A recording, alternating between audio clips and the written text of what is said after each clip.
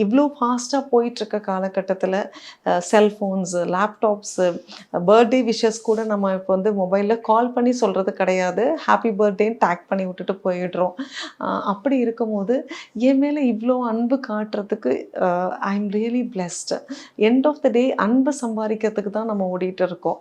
அன்பான ஒரு வார்த்தை, அரவணைப்பான ஒரு பார்வை, இவ்வளவு தான் என்னோட வேற ஒன்றுமே கிடையாது.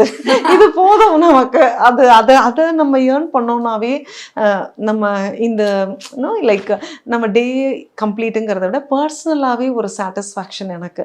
மேபி எனக்கு அதுதான் என்னோட அடிக்ஷனானு கூட எனக்கு தெரியல. அந்த பர்சனல் சாட்டிஸ்ஃபேக்ஷன், அந்த நிறைவான நாள் அப்படின்னு நான் எனக்கு சொல்லிக்கிறது, அன்பாக நான் வந்து கைண்ட்னஸை ஸ்ப்ரெட் பண்ணணும். அதில் இந்த வலியில்லா சுகப்பிரசவம் அதெல்லாம் நான் வந்து பார்ட் அண்ட் பார்சல் ஆகிடுச்சு. அப்படி தான் அவங்கள போயிட்டு அவங்களே வழியில் இருக்காங்க, அவங்கள கொண்டு போயிட்டு நம்ம வந்து ரூடாவோ இல்லை ஸ்டர்னாவோ நம்மக்கிட்ட ரிஃப்ளெக்ஷன்ஸ் இருந்ததுன்னு சொன்னால் எனக்கு எப்படி அவுட்கம் இருக்குன்றது எனக்கு தெரியல சரண்யா, சீரியஸாக. ஸோ அன்பு அங்கேருந்தே தான் ஆரம்பிக்கிறது. ஸோ அப்படியே பழகிடுச்சு. ஏன்னா எனக்கு